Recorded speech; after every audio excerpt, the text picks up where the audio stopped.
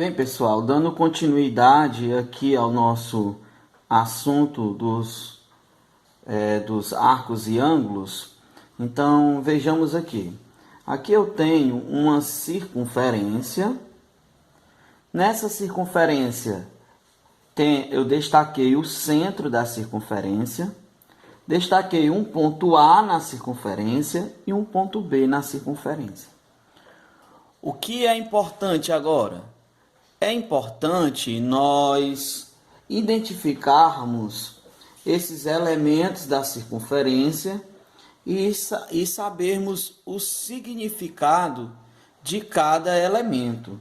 Por exemplo, a distância do ponto O ao ponto A eu vou chamar de raio. A distância do ponto O ao ponto B também é um raio, ok? Então, nós temos aqui, por exemplo, considerando o segmento de reta OA e OB, que tem a mesma origem no ponto O, que é o centro da circunferência, eu tenho aqui um ângulo. Esse ângulo ele é chamado de central. Ele é central porque ele tem o vértice na origem, no centro da circunferência. Esse ângulo ele pode ter medidas em graus ou em radiano. Aqui nós estamos expressando pela letra minúscula do alfabeto grego alfa. O que é importante é nós sabermos, quando for possível, nós fazermos uma comparação do raio da circunferência com o comprimento do arco da circunferência, que é a parte da circunferência, digamos assim, o pedaço da circunferência destacado aqui em laranja, representado pela letra L. Então, quando nós pudermos comparar o comprimento desse arco AB com o comprimento do raio, se eles forem iguais, nós teremos uma medida em radiano. Então, a medida em radiano, ela dá-se por a comparação do comprimento do arco compreendido pelos lados do ângulo central e o raio da circunferência. Se forem iguais, nós temos uma medida em radiano. Dentro dessa linha de raciocínio, nós podemos chegar a essa determinação que o comprimento do arco da circunferência, representado pela letra L, é igual ao ângulo central, representado pelo alfa, vezes o raio da circunferência. Agora é importante nós lembrarmos que essa medida desse arco, do comprimento desse arco, nós vamos encontrar em radiano, tá certo?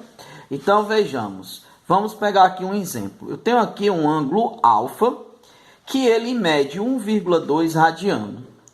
Aqui o ângulo alfa. Tem o raio da circunferência, que mede 10 centímetros. Aqui o raio da circunferência. O que nós queremos saber é o comprimento do arco AB em radiano. E aí nós vamos ter L é igual ao ângulo alfa, 1,2 vezes o raio, que é 10. Então, quando a gente multiplica 1,2 vezes 10, nós vamos ter 12 radiano. Ok? Então, nesse caso, o nosso arco passa a ter 12 radiano. Vejamos, considerando essa fórmula, né? Essa expressão, L igual a alfa vezes R, que é o comprimento do arco, é igual ao ângulo central vezes o raio. Se nós isolarmos o alfa, que é o ângulo central, nós chegaremos a teremos como consequência o valor de alfa, que alfa seria igual a L, que é o comprimento do arco, dividido pelo raio. Então vejamos, é importante também lembrarmos que esse alfa aqui, que é o ângulo central, nós encontraremos em radiano. Então vejamos, então nesse caso aqui nós temos o ângulo central, que o exemplo quer saber qual é. O arco, no nosso caso, agora é 15 centímetros. E o raio, no nosso caso, agora é 3 centímetros. Então, dentro desse conceito, que alfa é igual a L dividido por R, nós vamos dizer que alfa é igual a 15 sobre 3. 15 dividido por 3 dá 5 radiano. Ok, gente? Então, esse ângulo central aqui, alfa, quando considerando o comprimento da circunferência de 15 centímetros e o raio de 3 centímetros, nós temos 3 radianos. Por que nós estamos explicando isso aqui? Porque existem situações, eu sei que existem situações que nem dá para eu saber, para nós sabermos a medida do ângulo central em graus, nem em radiano. Ou nós temos a medida do ângulo central do raio, mas não temos a medida do arco em radiano, né? Então, eu já falei no vídeo anterior que nós podemos fazer essa comparação entre graus e radiano. Existe uma regra geral, certo? Que nos possibilita a sabermos a medida do comprimento do arco em radiano, ou na medida de comprimento, seja centímetro, seja milímetro, seja decímetro, seja metro, seja quilômetro, seja qual for a medida de comprimento, tá certo? Ou a medida do ângulo central em graus ou em radiano. Então a fórmula geral é essa aqui. Então nós vamos fazer uma comparação da circunferência inicialmente, o total da circunferência em graus, que é 360, com o total do comprimento da circunferência, que é 2π vezes r. E vamos comparar o ângulo central, que é alfa, com o arco, que é L. Então, nós estamos fazendo uma comparação em graus do total da circunferência e a parte do ângulo central. Estamos fazendo uma comparação do comprimento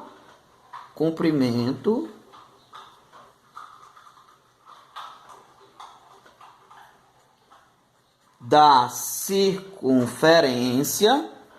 Estamos fazendo uma comparação do comprimento da circunferência, que é o total, com uma parte desse comprimento, que é o L, certo? Então, dentro dessa linha de raciocínio, nós podemos encontrar qualquer um desses. Caso, lógico que isso aqui é uma alternativa, caso você não lembre da fórmula do comprimento do arco, que é L, que é igual a alfa vezes R, ou do alfa, que é igual a L vezes R. E também é preciso sempre atentar que esse resultado, tanto do arco como do alfa aqui, nós teremos em radiano, né? E se nós quisermos o comprimento em si do arco, nós teríamos que transformar em graus. Aqui não, aqui você já obtém o resultado direto. Então, vamos à comparação. Eu quero saber o comprimento do arco, certo? Eu tenho o ângulo central de 45 e tenho o R, que é o raio de 2 centímetros. Então, vamos lá. 360 graus correspondem a 2 vezes π. Aqui você pode colocar o valor de π, que no caso você não vai colocar 180, porque π corresponde a 180 graus quando você está fazendo uma comparação entre graus e radiano. Aqui você quer o comprimento, então o π ele vai valer, no caso, aproximadamente 3,14. Então, você pode substituir logo o π por 3,14 ou fazer a conta todinha e deixar para substituir o π por 3,14 no final.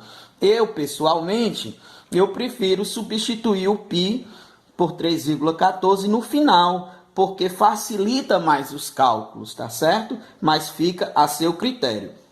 Então, eu tenho 2 vezes π vezes o r, que no nosso caso é 2. O ângulo central, no nosso caso é 45, corresponde ao arco que eu não sei quanto é. Então, eu tenho 360 sobre 45, ou está para 45, assim como 2 vezes 2 dá 4, 4 vezes π é 4π, está para o arco que é L. Então, o que você vai fazer agora? Você tem aqui uma igualdade de duas frações, que na matemática nós chamamos de proporção. Então, eu costumo dizer para os meus alunos que é muito fácil, é só você fazer um cruz-credo, né? Multiplicar os meios pelos extremos. Então, você tem o quê?